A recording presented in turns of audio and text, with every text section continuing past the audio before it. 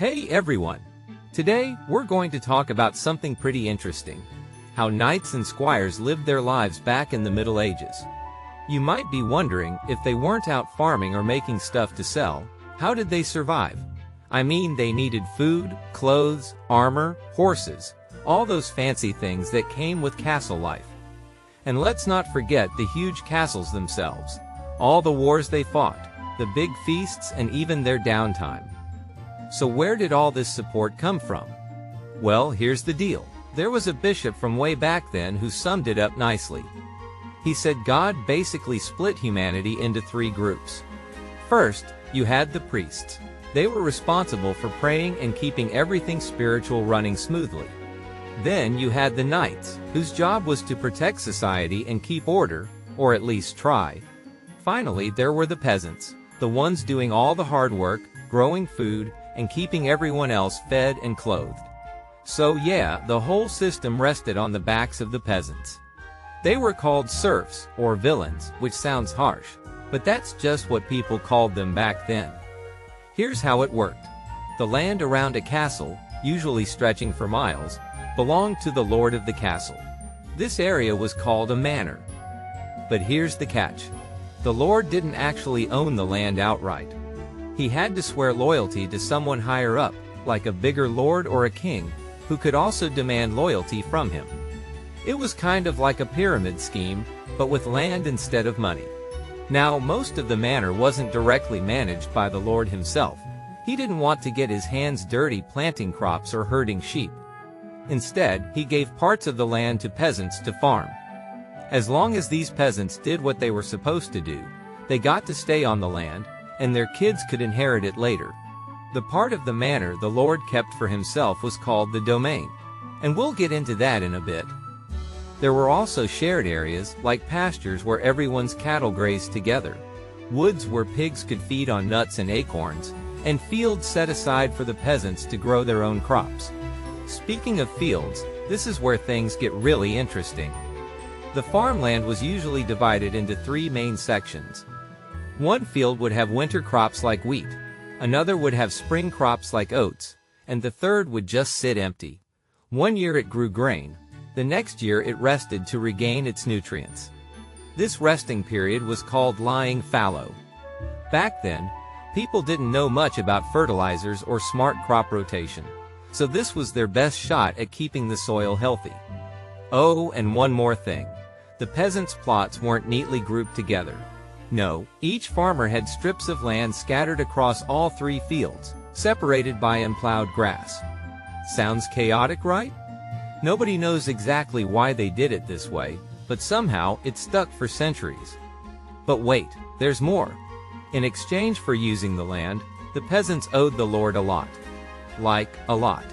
They paid money at certain times of the year, plus extra fees whenever the lord's family had big events, like knighting a son or marrying off a daughter. At Easter and other holidays, they brought gifts like eggs or chickens. They handed over some of their lambs and pigs as payment for letting their animals graze on the Lord's pasture. When harvest time rolled around, the Lord took a share of the grain the peasants grew. Even basic tasks like grinding grain or baking bread cost them.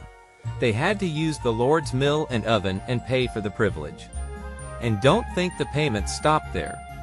The real kicker was the labor. Peasants spent about 2 days a week working on the Lord's personal land, called the domain. They plowed, sowed seeds, pulled weeds, harvested the crops, and hauled everything to the barns. All that grain belonged entirely to the Lord. On top of that, if the Lord decided to build something new, a tower, a gate, anything, the peasants had to help. They carried stones, mixed mortar, and assisted the professional builders however they could. And after all the work they did for their lord, guess what? The peasants still had to give even more. Every 10th sheaf of grain, every 10th egg, chicken, or lamb had to go to the church as something called tithes. Yeah, it was like another layer of payments just piled on top of everything else they were already doing. Life wasn't exactly a walk in the park for them. Now, if you could visit one of these medieval villages on a spring day, here's what you'd see. The whole village was built close together, not spread out like farms today. Up on a hill, you'd spot the Lord's castle looming over everything. Nearby, there'd be the parish church with the priest's house right next to it. In the fields stretching out into the distance, you'd see long, narrow strips of land being worked by men guiding slow-moving oxen while women crouched down weeding with hooks and tongs. Back in the village itself, life buzzed with activity. You'd hear the blacksmith pounding away at his anvil, the miller singing as he hauled sacks of grain, dogs barking, donkeys braying, cows mooing, and kids laughing and playing while women sang as they worked. The houses in these villages weren't exactly luxury condos. Most were little wooden huts with roofs made of straw or rushes. Some were built from stone, but even those weren't much better. Dark, dingy, and honestly pretty unhealthy. Chimneys were starting to become a thing in fancy castles, but not so much for peasants. Their homes usually let smoke escape through the doorway. Sometimes, the doors were split in half so the top part could stay open to let the smoke out while the bottom stayed closed to keep animals and cold air out. Oh, and speaking of animals, they often lived under the same roof as the family. Believe it or not, this practice still happens in some parts of Europe today. Inside these homes, you wouldn't find much furniture. Let me paint a picture for you based on what one family owned back in 1345. They had 2 feather beds, some linen sheets, and a few colorful counterpanes. For cooking and daily chores, they used things like a hand mill to grind meal, a pestle and mortar for pounding grain, and big chests to store food. There were metal pots and kettles for cooking, tripods to hang them over the fire, and tools like axes, scythes, and lances. It wasn't much, but it got the job done. As for food and clothes, well, they were simple and rough, but usually enough to get by. That said, life wasn't always stable. Wars or a string of bad harvests could bring famine, and when that happened, it hit the peasants hardest. There were no backup supplies stored away, and the roads were terrible, making it nearly impossible to bring in help from other areas. During famines, people resorted to eating roots, herbs, tree bark, anything they could find. Many didn't survive, and entire communities suffered horribly. It's clear that being a peasant was no picnic. And to make matters worse, the nobles often treated them with outright contempt. Even the word villain started as a term to describe someone who lived in a village, but over time, the nobles twisted it into an insult. One poet, trying to flatter the upper class, once wrote about how peasants should only eat thistles, briars, and straw, and basically live like animals. He even joked that they should crawl around naked on all fours and graze with the cattle.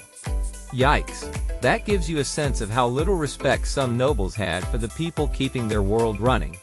That said, not all lords were cruel. Compared to slaves in ancient Greece or Rome, medieval peasants actually had it somewhat better. In fact, many were probably living conditions similar to some rural areas in Europe today. But there was one big difference. Peasants couldn't just pack up and leave whenever they wanted. If they tried to move without permission, their lord could chase them down and drag them back. However, if they managed to sneak off to a free town and stay there for a full year and a day without getting caught, they earned their freedom. After that, they could choose where to live and start fresh.